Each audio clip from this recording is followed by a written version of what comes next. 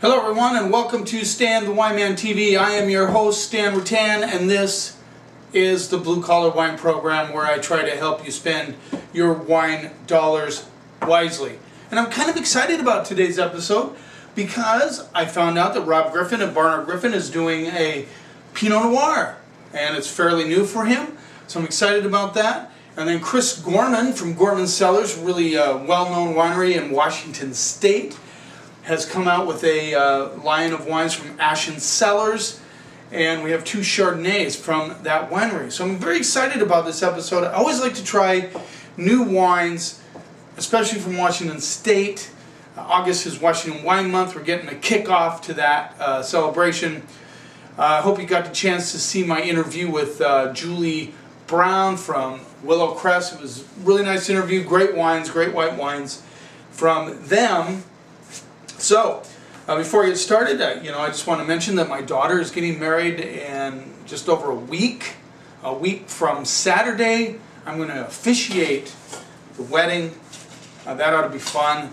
And shout out to Chris Chidley, great guy. She did a good job. She waited long enough and found herself a great person to marry. And I think he's getting a good end of the deal too. Tonight's Merchant League golf with the company. Hope to do well tonight. Didn't do so well last week, so I'm hoping to do better tonight. Anyway, let's get started with these wines. We're going to start out with the Stealth Enclosure, the Ashan Cellars 2013 Chardonnay Columbia Valley. It rolls in at $20. There you go. Chris Gorman does some really nice Chardonnay from Ashan Cellars, so I'm excited about this. Give my glass a little bit of a rinse. Ashan Cellars is one of those, handcraft wines out of Woodinville, and he does a lot of projects with other winemakers, but this is a side project of his. Excited to try it. Let's see what we get on the nose. It's a pretty golden color. Get a little bit of an oak. A lot of pears. I love, my favorite aromatics from a Chardonnay are pears. I'm going to get that pear kind of baking spice thing. This has pears all day. Like I said, a touch of oak. I'm getting a little bit of nuttiness on this one.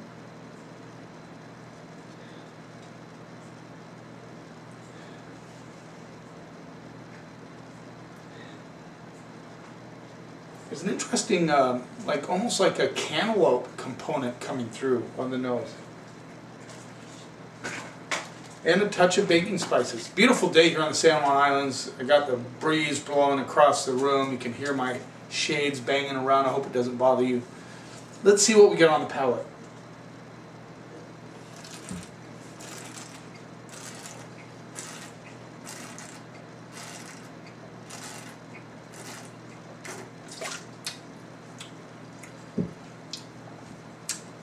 A little oaky. For those of you who like oak, you're going to like this wine. I think the oak is a prominent player on the palate.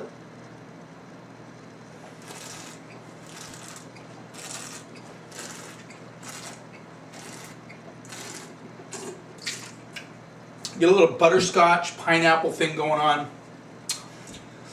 The oak isn't like totally overpowering, but it's definitely a prominent part of the palate. I get it. I think it takes over a little bit of the fruit. I get a little bit of lemon on the back end.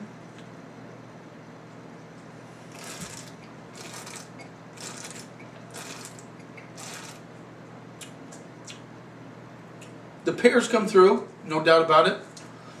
But that oak is prominent. Not my favorite Chardonnay. I think for those of you who are oak fans, you're going to like this wine. It does have some fruit components.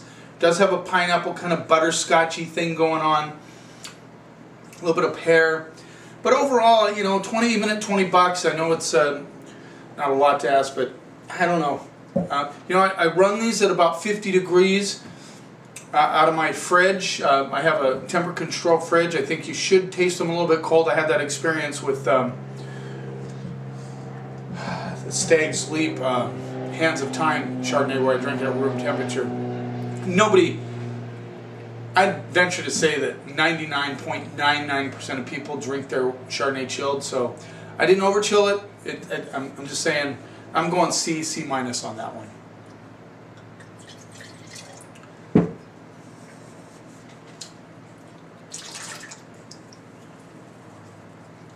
If you like oak, you may go BB plus. I just think the oak takes over a little bit more than it should. Let's go on to the next one. This is their next tiered. Ooh, talk about golden. It looks like butterscotch pudding. This is their 2012 Ashan Cellars Chardonnay Connor Lee Vineyards, a very famous vineyard in Washington State, in particular for Chardonnay. There you go, that label, a little bit different than the other one. This one rolls in at a hefty $47. Not chump change, my friends, for a Chardonnay. So let's see what we get on the nose. Ah, now this, for those of you who like buttered popcorn, butterscotch discs on your Chardonnay, this has it all day. Wow, it just has that very delicious kind of nose, you know, with all those elements. I get a little bit of pineapple, candied pineapple. Definitely underlying pears like Bartlett pears coming through. I don't want to get too specific on the fruit, but you know, it reminds me of Bartlett pears.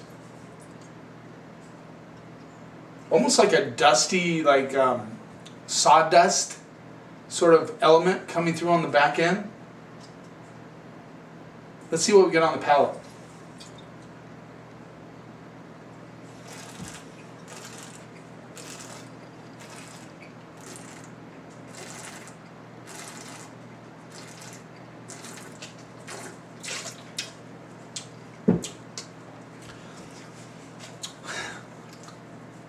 You know, $47, it shows. Maybe fruit source. Certainly winemaker is the same winemaker, an excellent job, very creamy, delicious, smooth, well integrated butterscotch, get a little butter, a little toastiness, pears, pineapple. It's classic Chardonnay. I mean, it reminds me, it's not Rombauer, but it reminds me a little bit of Rombauer Chardonnay, which is totally popular Chardonnay. If you're a Chardonnay lover, you're familiar with Rombauer. That stuff is melted butter in the jar. This is close, a little bit more character, I think. I think it has some good acidity, nice integration.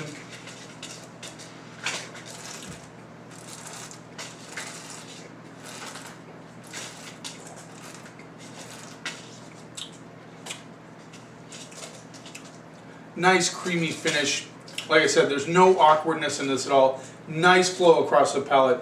Really, really, really delicious Chardonnay.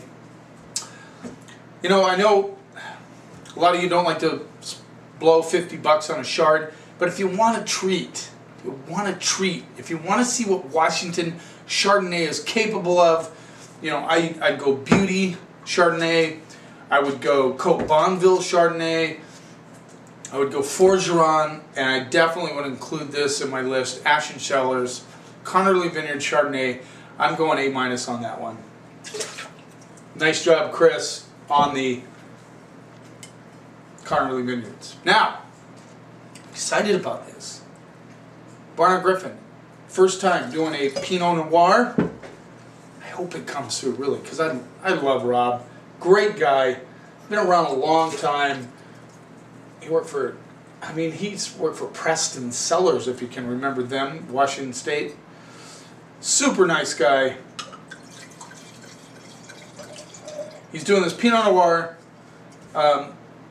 Oregon fruit, 2012. Now this is the part I just don't get it.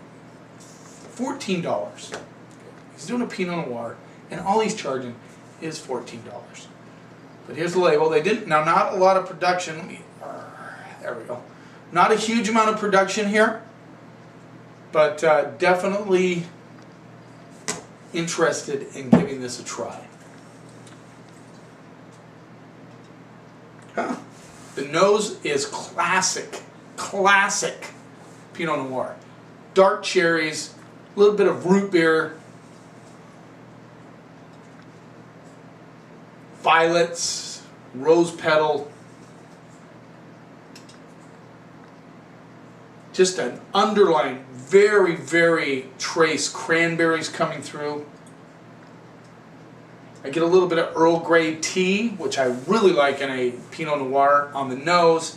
Usually pays off on the palate. Yeah, classic nose. Let's see what we get on the palate.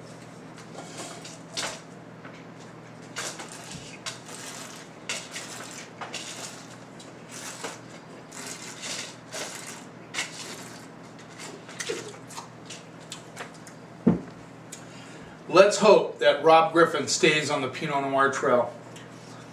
14 bucks. This baby delivers. I get cherries, black tea, a little bit of sarsaparilla, root beer. Very, very polished and smooth, but it has at the very end I get a little bit of that kind of beauty bark element, which I love in a Pinot Noir.